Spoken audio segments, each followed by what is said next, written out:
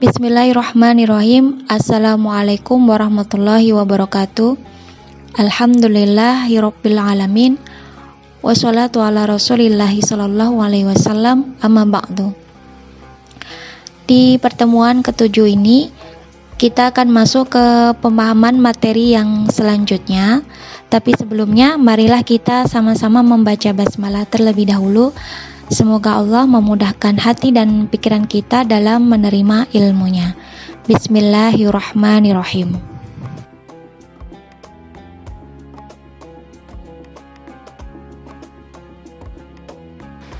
Usul fiqh merupakan suatu disiplin ilmu mengenai kerangka metode pencarian hukum Islam. Sebagai sebuah metode, ia berhadapan dengan realitas sosial, tampil sebagai kerangka sosial atas fenomena yang terjadi baik kini dan nanti. Karena memang salah satu objek kajiannya ini terkait dengan aktivitas dan rutinitas manusia, baik yang berhubungan dengan sang hakim ataupun antar sesama mahkum. Namun dalam perkembangannya saat ini, usul fiqh mengalami ketertinggalan oleh metodologi-metodologi hukum modern yang terus berkembang cepat dalam menjawab persoalan masyarakat dunia. Maka dalam materi kali ini akan difokuskan pada kajian pembuatan dan pertanggungjawaban hukum oleh usuliyun itu disebut dengan istilah mahkum fih dan mahkum alaih. Nah, dalam hal ini siapa mukhatab yang dimaksud oleh syari' dan apa bentuk pertanggungjawabannya serta yang lain-lainnya.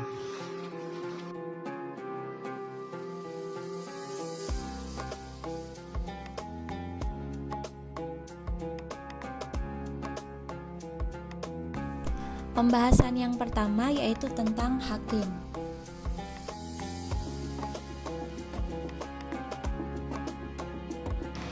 Pengertian hakim secara etimologi mempunyai dua pengertian. Yang pertama adalah pembuat hukum, yang menetapkan hukum, yang memunculkan hukum, yang menjadi sumber hukum, yang menerbitkan hukum. Yang kedua, yang menemukan, menjelaskan, memperkenalkan, dan menyingkapkan hukum.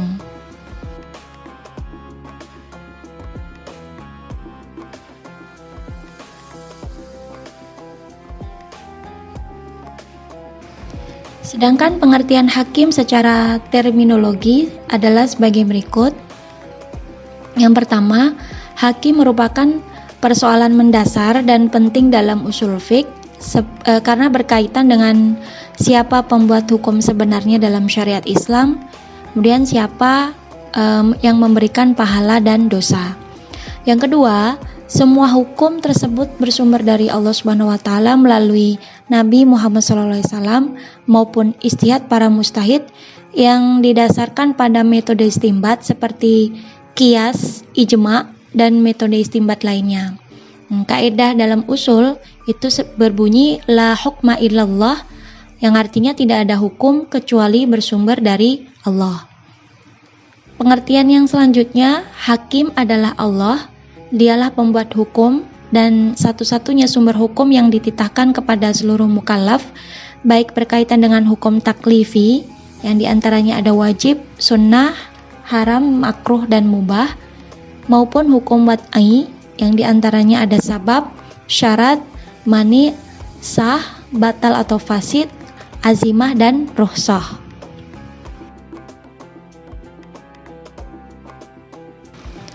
Dalil-dalil yang menyatakan hanya Allah Subhanahu wa taala sebagai pembuat hukum diantaranya di surah Al-An'am ayat 57 yang artinya menetapkan hukum itu hanya Allah, dialah yang menjelaskan kebenaran dan dia pemberi keputusan yang baik.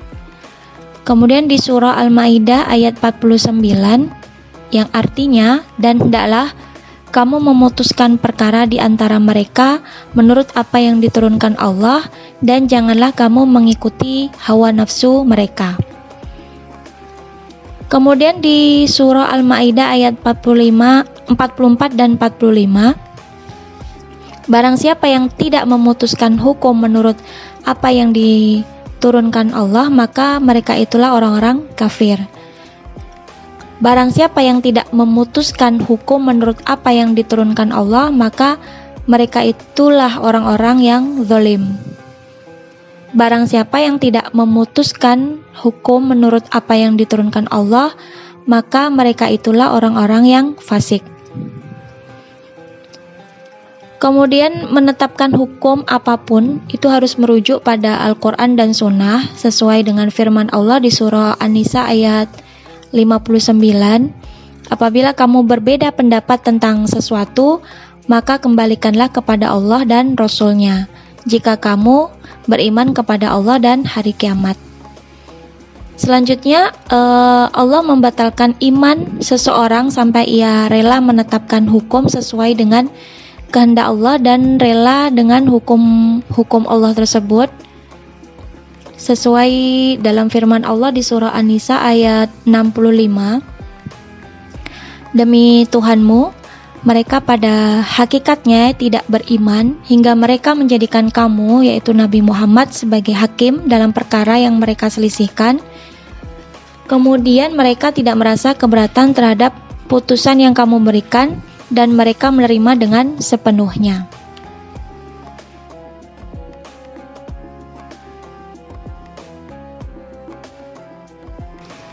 Kita dan semua ulama sepakat tentang hanya Allah sebagai hakim, pembuat syari', tetapi bagaimana jika wahyu atau syara' ini belum turun seperti di zaman sebelum Nabi Muhammad SAW diutus? Nah, dalam hal ini timbul persoalan, siapa hakim, syari' atau pembuat hukum? Apakah telah ada kewajiban bagi manusia untuk menjalankan syariat atau keharusan baginya untuk meninggalkan larangan sementara Rasul pembawa syariat ini belum datang? Apakah akal sebelum datangnya wahyu itu mampu menentukan atau mengetahui baik buruknya sesuatu sehingga orang yang berbuat baik diberi pahala dan orang yang berbuat buruk ini dikenakan dosa atau sanksi hukum, sehingga akal bisa menjadi pembuat hukum? Nah, dalam menyelesaikan persoalan ini kita perlu melihat kembali definisi hakim yang kedua.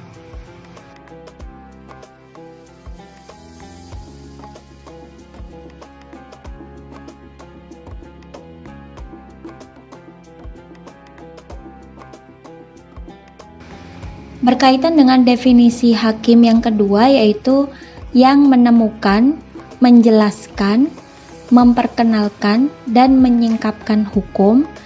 Para ulama usul fiqh membaginya kepada dua kondisi masa, yaitu sebelum Nabi Muhammad SAW diangkat sebagai Rasul, dan yang kedua setelah Nabi Muhammad SAW diangkat sebagai Rasul.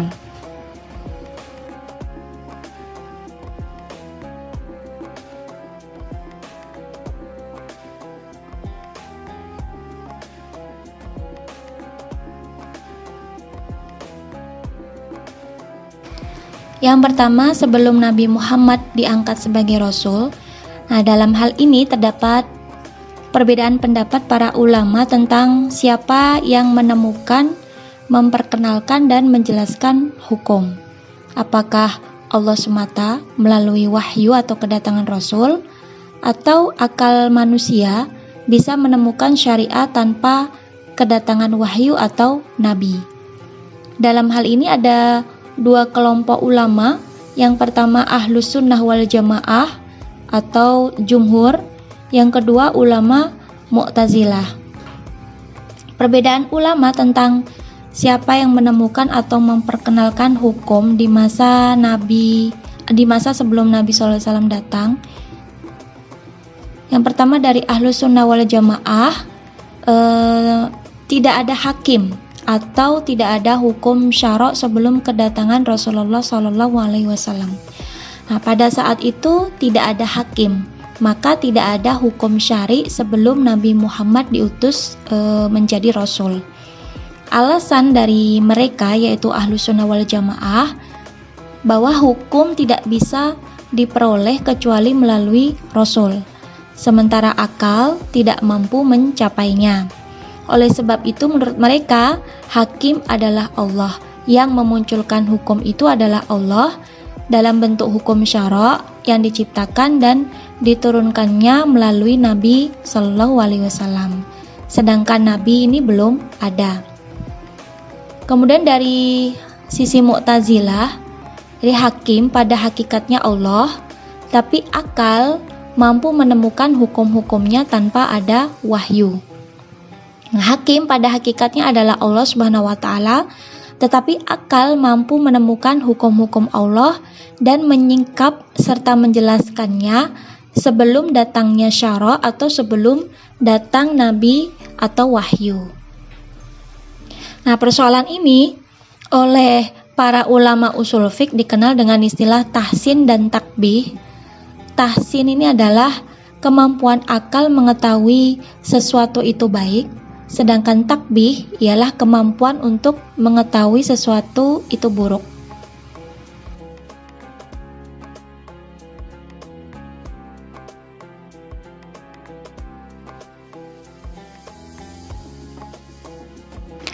Kemudian setelah Nabi Muhammad SAW diangkat menjadi Rasul, dalam hal ini para ulama usul fiqh sepakat bahwa hakim ini adalah Allah, yaitu wahyunya, yaitu berupa syariat yang dibawa Nabi Muhammad.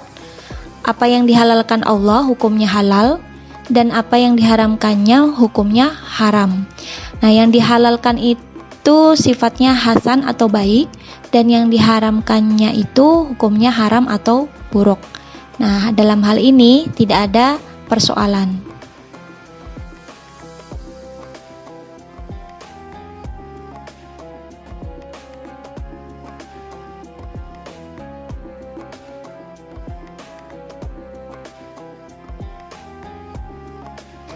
Menurut ulama usul fiqh ada 4 pengertian baik atau hasan dan buruk atau qabih.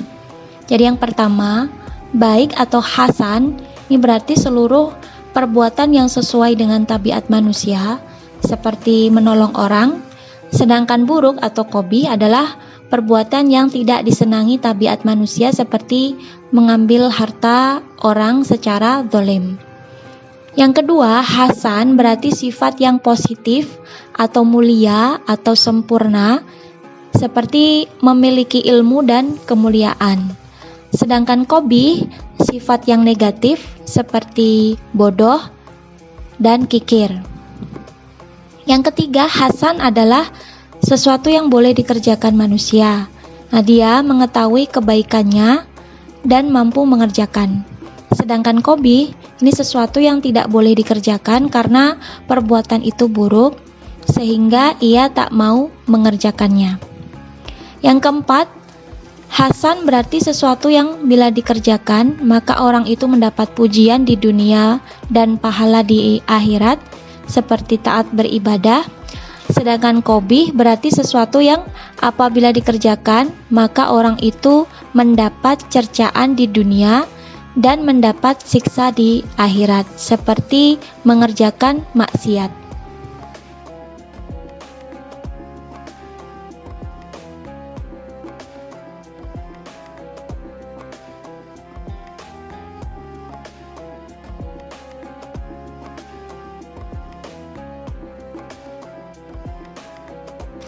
Pendapat ulama tentang kemampuan akal dalam mengetahui mana yang baik dan mana yang buruk. Jadi pengertian baik dan buruk di nomor 3 dan 4 yang telah disebutkan di slide sebelumnya ini menjadi persoalan bagi ulama usul apakah dapat dicapai akal atau tidak. Kemudian ulama Asy'ariyah berpendapat bahwa baik dan buruk dalam pengertian ketiga dan keempat ini bersifat syar'i dan harus ditentukan oleh syara' atau wahyu. Kemudian Mu'tazilah berpendapat bahwa baik dan buruk seluruhnya dapat dicapai atau diketahui oleh akal tanpa harus diberitahu syara' atau wahyu. Nah, wahyu hanya berfungsi sebagai alat konfirmasi dan menguatkan capaian akal.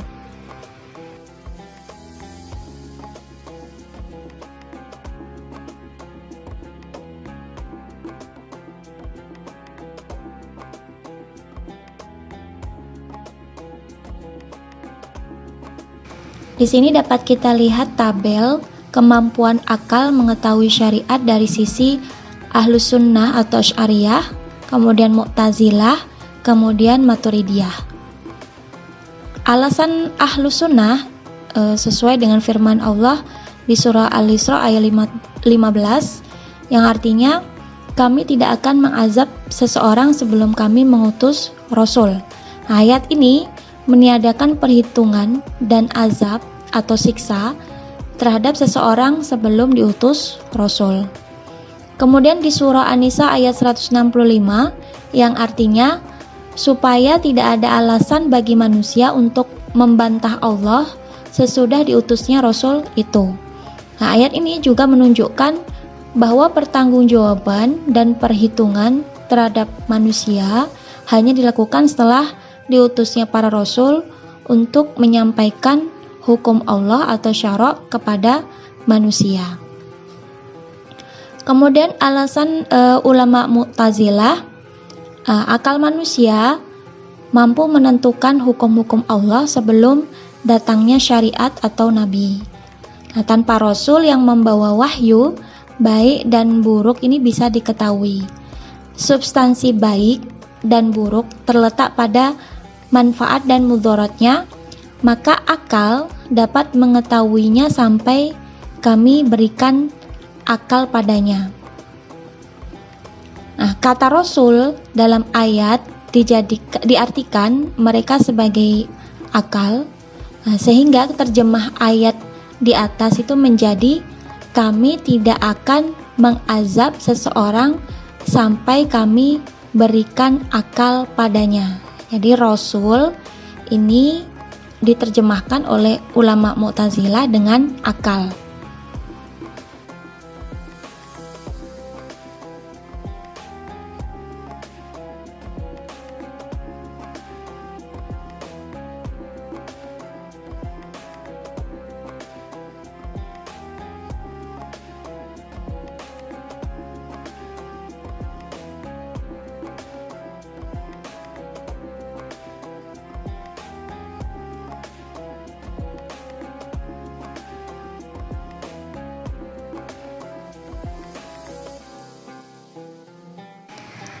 Kemudian Maturidiyah ini menengahi kedua pendapat Ahlus Sunnah dan Mu'tazilah. Nah, menurut mereka, akal memang mampu mengetahui yang baik dan yang buruk, tetapi akal tidak mampu menjangkau kewajiban untuk mengerjakan yang baik dan menjauhi yang buruk, juga adanya pahala dan dosa atau siksa bagi pelakunya. Untuk hal ini diperlukan nas atau wahyu dari Rasul. Jadi akal tidak bisa berdiri sendiri dalam menentukan suatu kewajiban untuk melakukan yang baik dan meninggalkan yang buruk.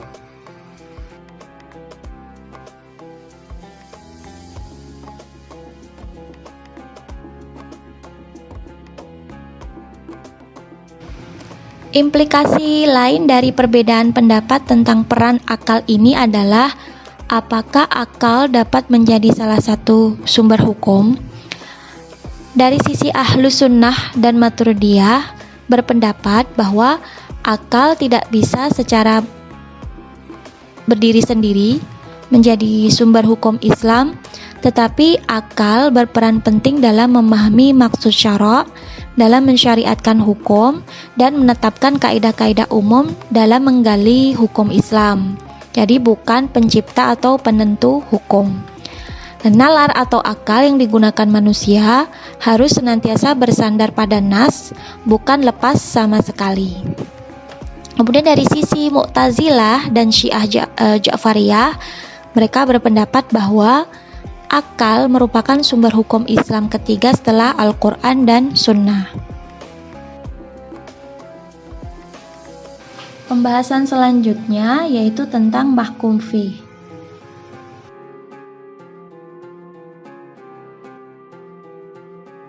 Pengertian mahkum fih yaitu perbuatan orang mukallaf yang terkait dengan titah syari' atau Allah dan Rasulnya yang bersifat tuntutan mengerjakan suatu perbuatan, kemudian tuntutan meninggalkan suatu perbuatan, kemudian memilih suatu perbuatan dan yang bersifat syarat, sebab, halangan, azimah, rukhsah, sah dan batal. Contohnya, A'udzubillahi minasyaitonirrajim, wa aqimus sholata, dirikanlah kamu sholat. Nah, kewajiban melaksanakan sholat dalam ayat tersebut ini berkaitan dengan perbuatan mukallaf. Atau dalam ayat, ya ayyuhalladzina amanu idza tadayantum bidainin ila ajalin musamma faktubuh.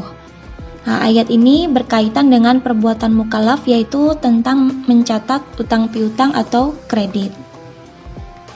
Atau dalam ayat, ya ayyuhalladzina amanu taqullaha wa dzaru ma baqiya minar riba in kuntum mu'minin. Ayat ini adalah larangan dalam mengambil riba. Nah, larangan ini terkait dengan perbuatan mukallaf.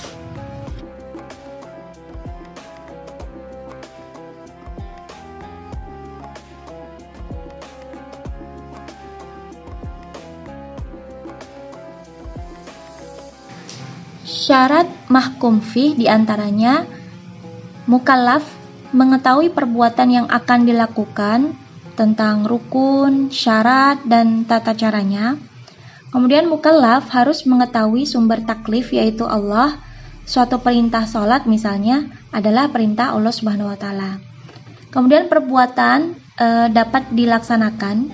Nah, jika sulit dilaksanakan maka terjadi pergeseran hukum asal dari azimah kepada rukhsah.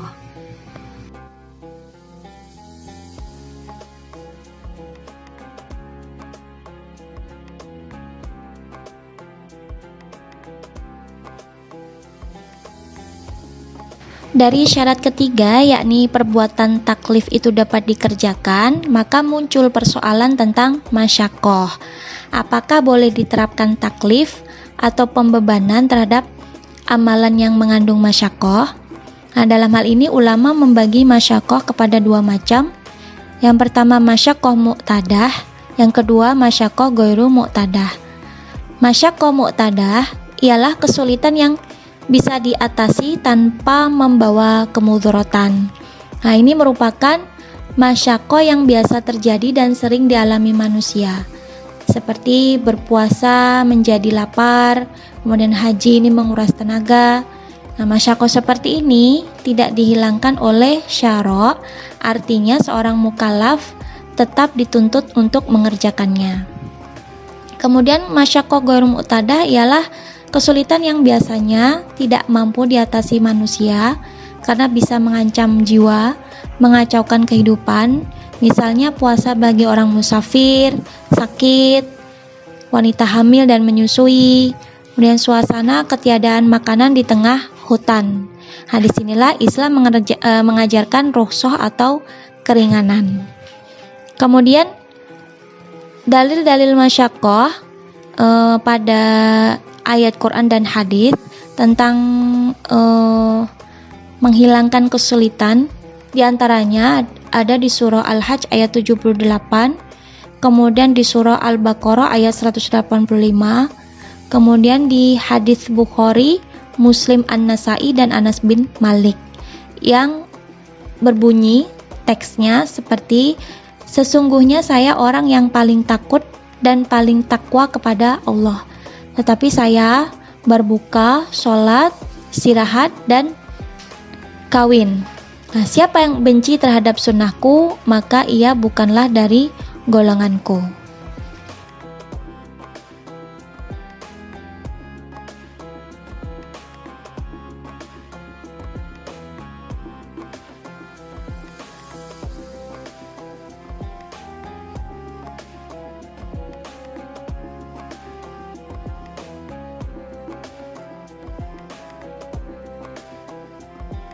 Dilihat dari segi keberadaannya secara material dan syara', mahkum fih ini terdiri dari 4 macam.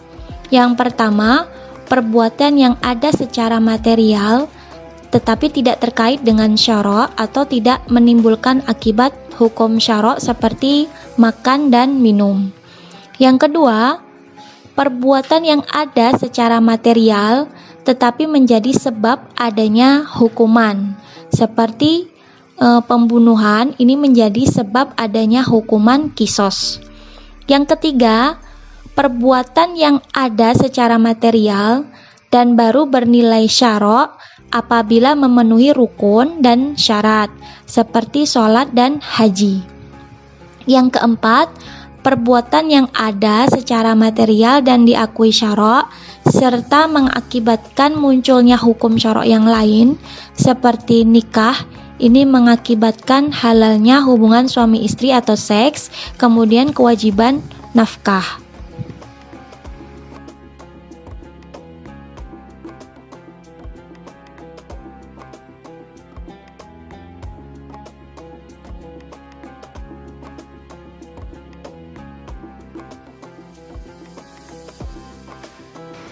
Pembahasan yang terakhir yaitu tentang mahkum alaih.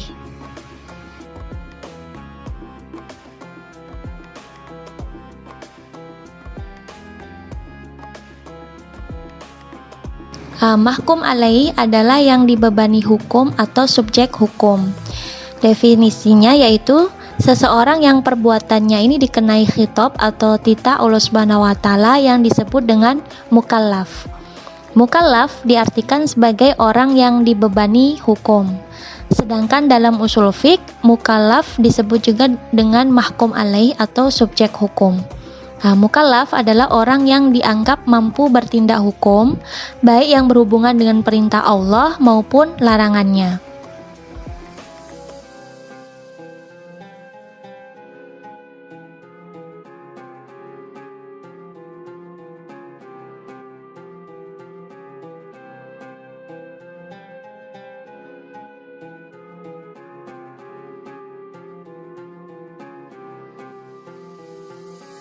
Adapun dasar pembebanan hukum adalah yang pertama, dasar pembebanan hukum bagi seorang mukallaf adalah berakal dan pemahaman.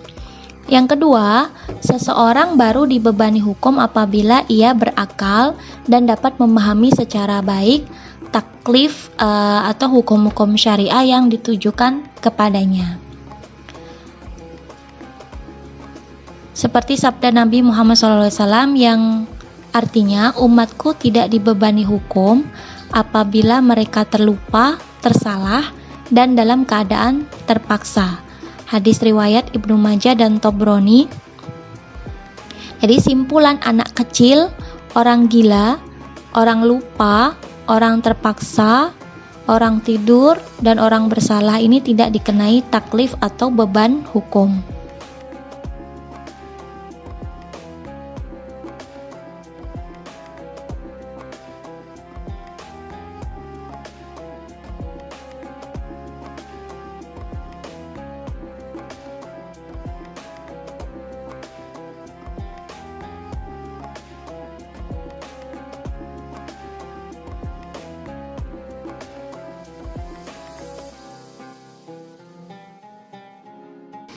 Berikut ini adalah syarat-syarat taklif. Yang pertama, orang tersebut telah mampu memahami khitab atau titah Allah Subhanahu wa taala yang terkandung dalam Al-Qur'an dan Sunnah, baik secara langsung maupun melalui orang lain. Maka, anak kecil, orang gila, orang lupa, terpaksa, tidur ini tidak dikenakan taklif. Nah, kemampuan untuk memahami taklif tersebut bisa dicapai melalui akal, tetapi akal adalah suatu yang abstrak dan sulit diukur yang selalu berbeda pada setiap orang. Untuk itu diperlukan patokan dasar yang konkret yang menentukan seseorang itu berakal atau belum. Indikasinya ialah balik. Nah, penentu seseorang balik adalah haid bagi wanita dan keluar mani bagi pria melalui mimpi. Kemudian yang kedua adalah seseorang harus cakap bertindak hukum. Nah, dalam istilah usul fiqh ini disebut dengan ahliyah atau kecakapan.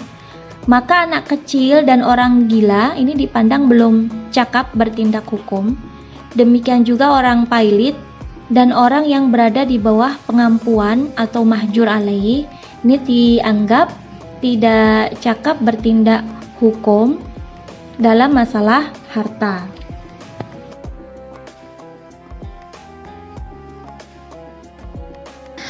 Pengertian ahliyah secara etimologi ialah kecakapan menangani suatu urusan.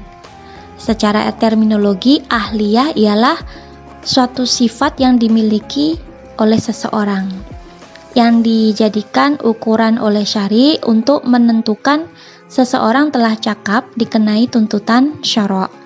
Nah, kecakapan seseorang karena kesempurnaan akalnya sehingga seluruh tindakannya ini dapat dinilai oleh syara'. Kemudian pembagian ahliyah ada dua, ahliyatul ada dan ahliyatul wujub. Ahliyatul ada ialah sifat kecakapan bertindak hukum seseorang yang telah dianggap sempurna untuk mempertanggungjawabkan seluruh perbuatannya, baik yang positif maupun negatif. Nah, bila ia mengerjakan perintah syara', maka ia berpahala, dan jika ia melaksanakan larangan, maka ia berdosa. Para ulama ushul fiqh menyatakan bahwa yang menjadi ukuran dalam menentukan seseorang telah memiliki ahliyatul ada ialah akil, balik, dan cerdas. Kemudian ahliyatul wujub ini adalah kecakapan seseorang untuk menerima hak-hak yang menjadi haknya, tetapi ia belum mampu untuk dibebani seluruh kewajiban. Misalnya, anak yang bisa menerima hibah. Nah, apabila harta anak tersebut dirusak oleh orang lain, ia dianggap mampu untuk menerima ganti rugi. Demikian pula sebaliknya. Nah, jika ia merusak harta orang lain, maka gantinya diambil dari harta anak tersebut. Selain itu juga ia dianggap mampu untuk menerima harta waris.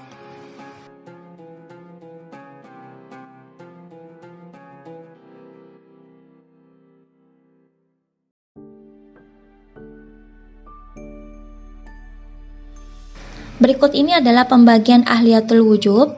Yang pertama, ahliyatul wujub an-nakisah, yaitu anak yang masih berada dalam kandungan ibunya atau yang disebut dengan janin. Nah, janin sudah dianggap memiliki ahliyatul wujub, tetapi belum sempurna. Nah, hak-hak yang harus ia terima belum dapat menjadi miliknya sebelum ia lahir. Nah, para ulama sepakat ada 4 hak bagi janin. Yang pertama, hak keturunan dari ayahnya. Yang kedua, hak warisan dari pewarisnya yang wafat. Yang ketiga, hak wasiat. Yang keempat, harta wakaf yang ditujukan kepadanya. Yang kedua, ahliyatul wujuh al-kamilah, yaitu kecakapan menerima hak bagi seorang anak yang telah lahir ke dunia sampai balik dan berakal. Seorang yang ahliyatul wujub tidak dibebani tuntutan syara', baik yang bersifat ibadah mahdhah seperti sholat maupun tindakan muamalah seperti transaksi yang bersifat pemindahan hak milik. Namun, bila mereka melakukan tindakan hukum yang merugikan atau merusak harta orang lain, maka wajib memberikan ganti dari hartanya. Nah, pengadilan berhak memerintahkan walinya untuk mengeluarkan ganti rugi, tetapi apabila tindakannya ini berkaitan dengan perusakan fisik seperti melukai, maka tindakan hukum anak yang ahliyatul wujub kamilah ini tidak bisa dipertanggungjawabkan secara hukum syara'. Misalnya ia diberi hukuman qisas. Nah, kenapa? Karena ia tidak dianggap cakap hukum. Nah, menurut ulama usul, ukuran yang digunakan dalam menentukan ahliyatul wujub adalah sifat kemanusiaannya yang tidak dibatasi oleh umur. Kemudian balik, kemudian kecerdasan. Nah, sifat ini telah dimiliki seseorang semenjak lahir.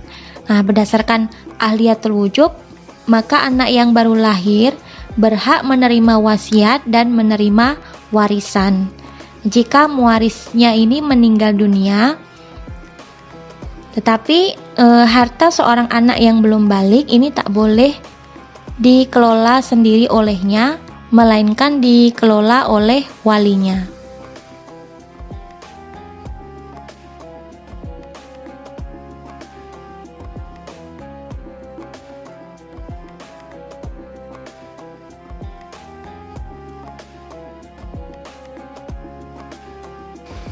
Kemudian halangan ahliyah atau cakap dalam hukum itu ada dua, awarid samawiyah dan awarid al-muktasabah.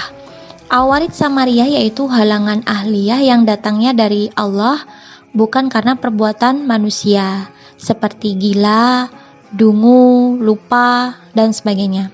Kemudian awarid al-muktasabah ini adalah halangan ahliyah yang disebabkan oleh perbuatan manusia, seperti mabuk, terpaksa, mahjur alaih atau di bawah pengampuan. Kemudian ada kedua bentuk halangan ini sangat berpengaruh terhadap tindakan hukumnya, yakni ada kalanya menghilangkan ahliyah, mengurangi atau mengubahnya.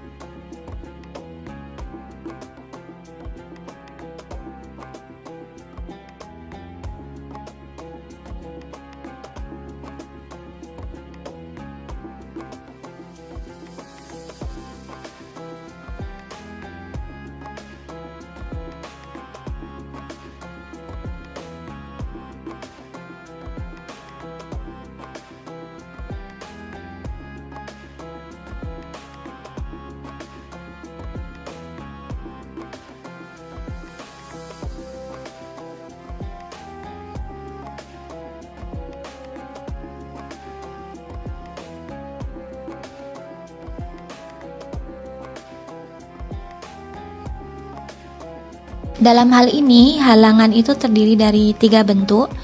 Yang pertama, halangan yang menyebabkan hilangnya kecakapan secara sempurna atau ahliyatul ada sama sekali, seperti gila, tidur, lupa, dan terpaksa. Yang kedua, halangan yang mengurangi ahliyatul ada seperti orang dungu. Nah, tindakannya ini harus dibatasi karena ia tidak rusydi atau cerdas dalam mengelola harta. Kemudian yang ketiga, halangan yang sifatnya ini dapat mengubah tindakan hukum seseorang, seperti orang yang berhutang, pailit atau di bawah pengampuan. Nah, awalnya ia ini ahliyatul ada, tetapi karena pailit maka terjadi perubahan ahliyah pada dirinya, di mana ia tak cakap lagi dalam mengelola harta.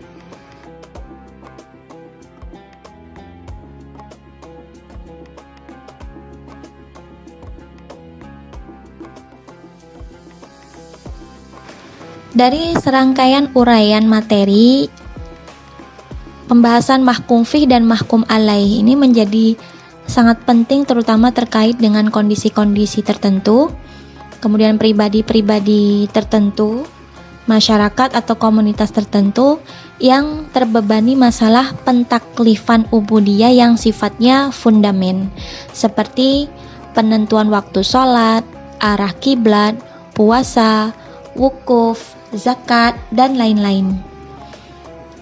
Baik, ini saja pembahasan terkait materi. Mudah-mudahan membawa manfaat dan berkah. Jika ada yang ingin disampaikan atau tambahan yang lainnya, bisa kita diskusikan bersama-sama. Terima kasih. Wassalamualaikum warahmatullahi wabarakatuh.